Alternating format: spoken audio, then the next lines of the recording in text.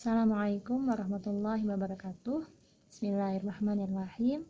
Selamat datang kembali di channel YouTube Dewi Umu Aisyah. Kali ini saya akan mencoba untuk sharing tentang cara mengajari anak tentang Al-Quran sejak dini.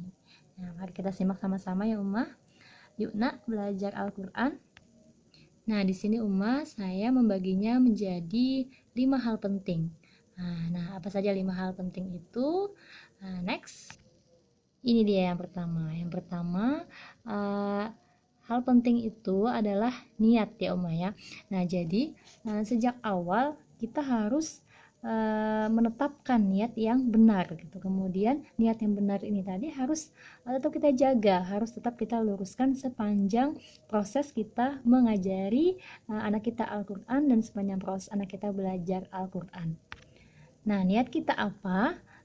Nggak lain ya Umaya adalah untuk mendapatkan ridhonya Allah. Nah, kita mendapatkan ridhonya Allah dengan cara melakukan perbuatan yang kata Rasulullah di sini adalah akan membuat kita menjadi sebaik-baik manusia gitu. Di dalam hadis riwayat Al-Bukhari, Rasulullah SAW bersabda yang artinya sebaik-baik kamu, sebaik-baik kalian adalah yang belajar Al-Quran dan yang mengajarkannya. Nah, jadi kita sudah, insya Allah kita sudah melakukan perbuatan itu gitu, yang kata Rasulullah akan membuat kita menjadi sebaik-baik manusia itu. Nah, mudah-mudahan dengan hal itu kita bisa mendapatkan ridhonya Allah. Jadi ummah, niat kita itu bukan untuk mendapatkan pujian manusia, kemudian bukan untuk mendapatkan materi darinya. Kalaupun nanti kita mendapatkan kedua hal itu, nanti anak kita mendapatkan kedua hal itu, maka itu adalah nilai plus gitu, nilai plusnya dikasih Allah gitu, yang didapatkan oleh anak kita. Tapi niat utama kita bukanlah itu. Niat utama kita ya ummahnya adalah untuk meraih ridhonya Allah. Karena niat ini sangat penting ummah untuk menjaga kesabaran dan keistiqomahan kita dalam proses belajar mengajar tadi.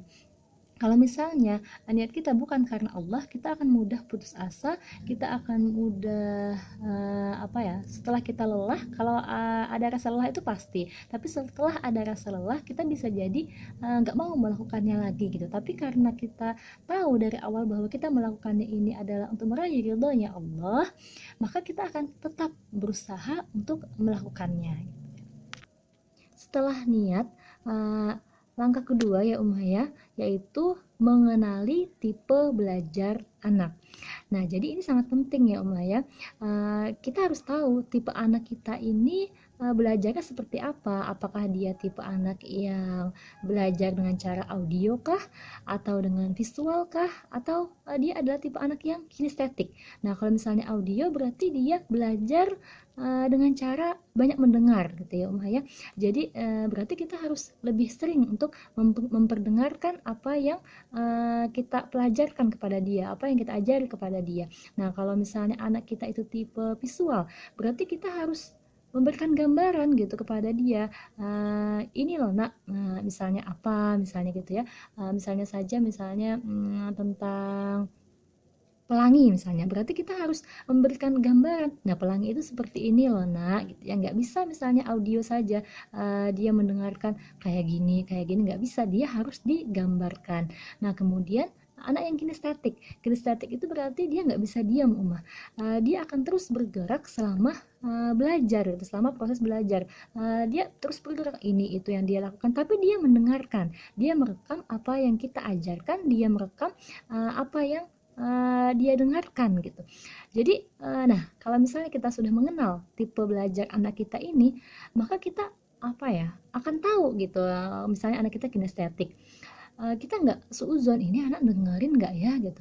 Karena kita udah tahu tipe anak kita, jadi kita akan tetap terus mengajari dia walaupun dia nggak bisa diam ya Umaya. Itu pentingnya kita mengenali tipe belajar anak.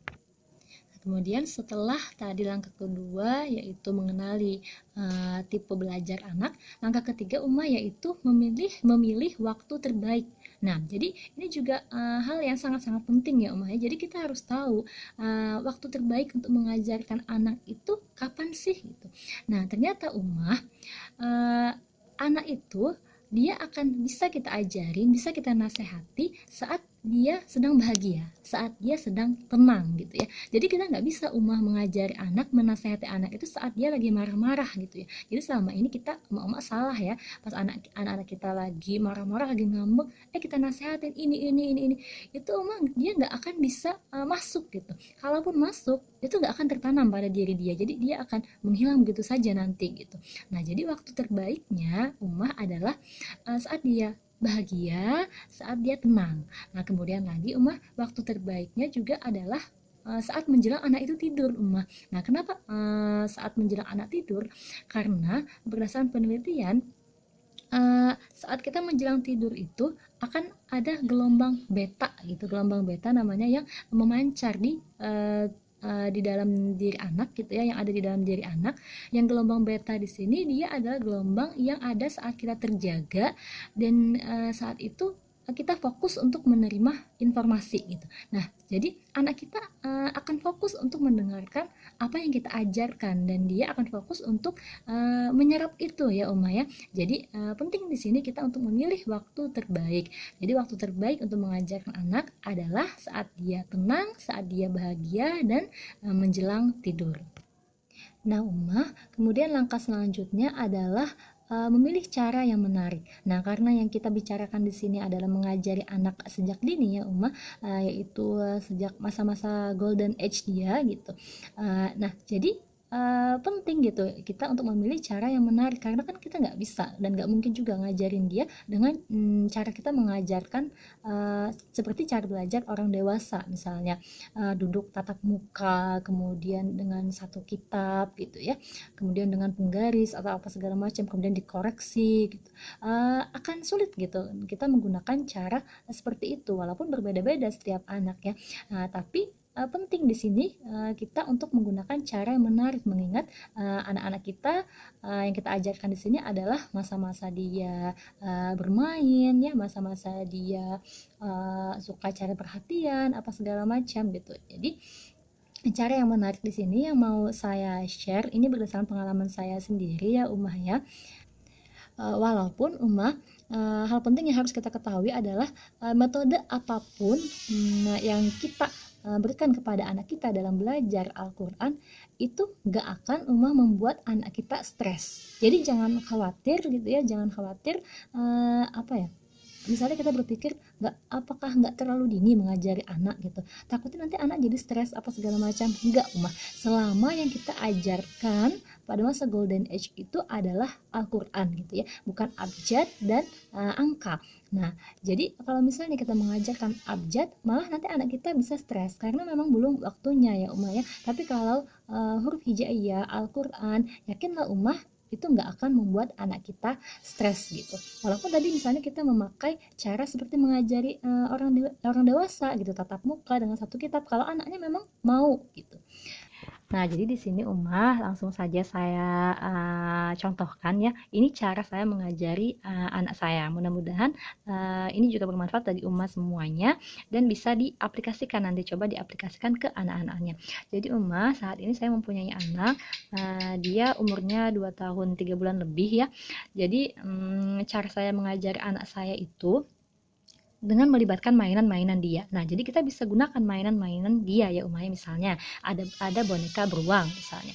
Nah, jadi yang saya lakukan kalau saya sih ngajarin anak saya, dia berurutan ini apa nak, ini apa nak, ini apa gitu ya, seperti itu. Nah, tapi itu nanti langkah itu juga bisa dirubah-rubah gitu, bisa di kreatif kita gitu. Nah, kemudian tadi kalau misalnya langkahnya seperti itu tadi, kita bisa melibatkan mainan dia. Nah, jadi yang saya lakukan seperti ini. Namanya kan Aisyah. Aisyah ini apa? Nah, kemudian yang namanya anak-anak, dia suka main-main apa gitu ya. Dan anak saya ini yang saya nilai dia itu jiwa kompetisinya itu tinggi. Jadi dia itu maunya dia gitu. Nah, jadi itu saya gunakan kita kenali karakter anak kita. Nah, itu saya gunakan gitu. Jadi saya gunakan mainan dia itu tadi untuk memacu dia. Aisyah ini apa? Aisyah, ini boneka beruang udah mau jawab nih. Ayo, siapa yang duluan? Aisyah atau boneka beruang? Terus dia akan terpacu gitu. Aisyah, Aisyah gitu. Aisyah Umi gitu. Terus dia akan jawab ini fa gitu. Walaupun sebenarnya dia tahu, tapi yang namanya anak-anak gitu ya, dia gerak sana sini, dia basa-basi mengalihkan perhatian gitu. Padahal dia tahu gitu. Nah, jadi untuk memancing dia gitu, untuk mengucapkan itu apa, kita libatkan tadi mainan dia gitu ya. Nah, ini fa kata dia. Nah, pada akhirnya dia mengucapkan. Nah, bisa juga ummah dengan cara kita merubah merubah merubah langkahnya, nggak yang berurutan ini apa ini apa ini apa, tapi dengan cara main tebak-tebakan. Nah, itu yang saya lakukan. Ya udah kita main tebak-tebakan aja gitu. Kalau udah dilihat dia bosen gitu ya, ya udah kita main tebak-tebakan aja.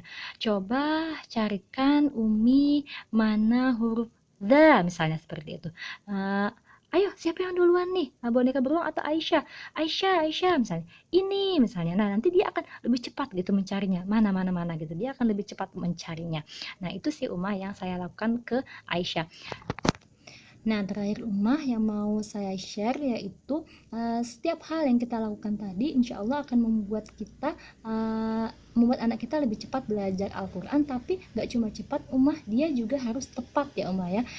Tepatnya di sini maksudnya kalau yang saya ajarkan sendiri kepada Aisyah gitu ya, kalau misalnya kan anak saya itu umurnya baru 2 tahun 3 bulan lebih, jadi dia belum bisa Umah mengucapkan misalnya fa, kemudian the, itu kan ujung lidahnya harus keluar ya Umahnya, ujung lidahnya harus keluar, dan anak saya itu belum bisa. Nah, saat dia belum bisa gitu ya, saya tetap meneruskannya, tapi selalu saya sampaikan, nak harusnya seperti ini, nak harusnya seperti ini gitu. Jadi bukan hanya cepat ya Umahnya, tapi kita harus mengajarkan yang tepat. Jangan kalau misalnya anak kita salah, kita biarkan, nggak dikasih tahu yang benar gitu ya. Tetap teruskan saja, tapi harus dikasih tahu yang benar. Nah Umahnya, semoga apa yang saya share tadi bermanfaat, semoga bisa diaplikasikan juga. Salah hilaf saya mohon maaf. Assalamualaikum warahmatullahi wabarakatuh.